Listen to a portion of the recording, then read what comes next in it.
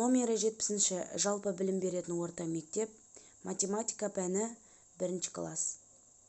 Пән мұғалімі Мұқанова Айжанат Бекболқызы. Сабақтың тақырыбы есеп шығару, ақшаны қалай төлейміз. Сабақтың мақсаты санды бірнеше бірлікке арттыру, кеміту, айырмалық салыстыруға берілген есептерді талдау және шығару, кері есептер құрастыру және шығару. 1 теңге, 2 теңге, 5 теңге, 10 теңге, 20 теңге монеталарымен төлейді және ұсақтайды. Саламатсыздар ма балалар? Бүгінгі сабаққа сәттілік тілеймін. Балалар, сіздерге 2 нұсқа берілген. Осы 2 нұсқаға назар аударайық, бірге оқиық. Бірінші нұсқа. Назым асханадан тоқаш пен 1 стақан сүт сатып алды. Тоқаштың бағасы 20 теңге. 1 стақан сүттің бағасы 30 теңге. Назым қанша ақша жұмсады? Енді екінші нұсқаға назар аударайық. Назым асханадан тоқаш пен 1 стақан сүт сатып алды. Тоқаштың бағасы 20 теңге, ал сүттің бағасы 30 теңге. Назымға тоқаш пен сүт өте қатты ұнады. Балалар, 2 нұсқада берілген мәтінмен таныс болдық. Сіздердің ойларыңызша, осы 2 нұсқаның қайсысы есепке жатады? Дұрыс айтасыздар. Бірінші нұсқа есепке жатады. Өйткені мәтін есептің құрылымы бойынша нақты мәліметтер мен сұрақ қойылған.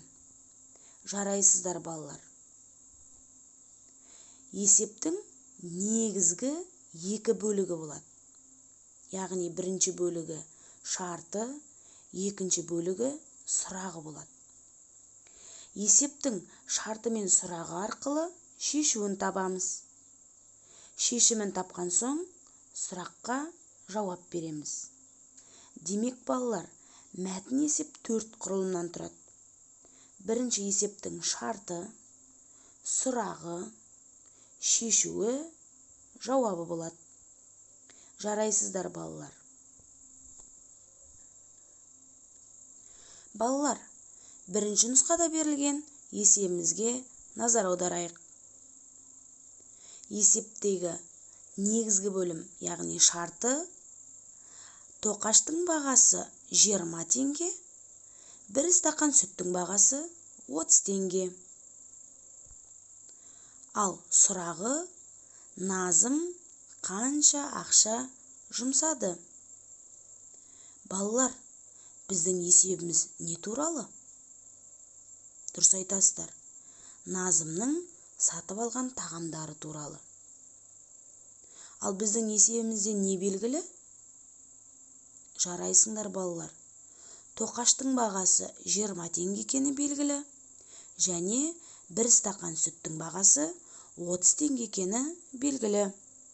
Ал балалар, есепте не белгісіз? Дұрыс айтасыздар. Назымның қанша ақша жұмсағаны белгісіз. Балалар, мәтін есепті сызба бойынша шығарған ыңғайлы. Біздегі көк сызық тоқаштың бағасын білдіреді, яғни бірінші бөлік. Ал екінші бөлікте берілген қызыл сызық бұл сүттің бағасын білдіреді. Демек біз бүтінді табу керекпіз. Бүтінді табу үшін біз бөліктерді бір-біріне қосамыз. Демек 20 мен 30-дың қосындысы 50-ге тең. Сонда біздің есебіміздің жауабы Назым 50 теңге жұмсады. Жарайсыздар балалар. Олай болса балалар, кітаптан 89-шы беттегі шығарып көр есебіне назар аударайық. Есептің шарты мен сұрағын тауып, шешуі мен жауабын анықтайық. Балалар, есептің шарты әмиянда 10 теңге бар. Оған тағы 6 теңге салынды.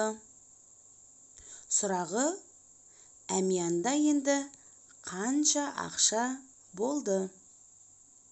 Есептің қысқаша сызбасына назар аударайық. Бірінші бөлік әмиянда болған ақшаны білдіреді. Ал екінші бөлік одан кейін салынған ақша.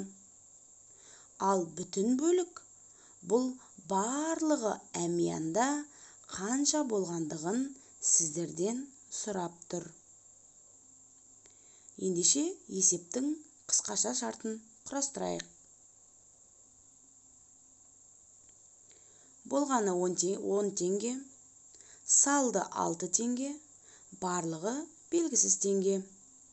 Шешуі: 10 мен 6-ның қосындысы 16-ға тең.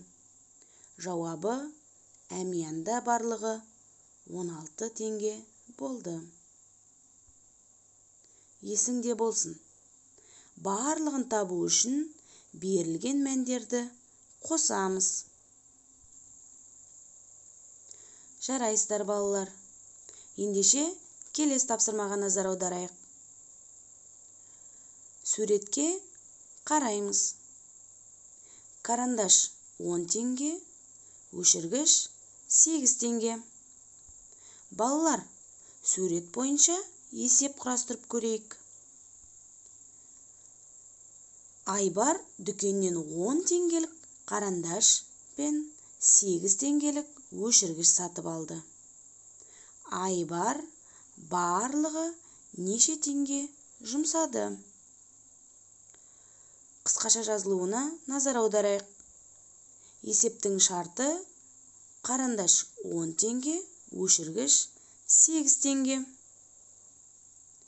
Келесі есептің сұрағы: барлығы белгісіз теңге жұмсады. Есептің шешуі: 10 қосылған 8 тең болады 18 теңге. Жауабы: барлығы 18 теңге жұмсады. Жарайсыздар балалар. Балалар, бүгінгі сабақты қорытындылайық.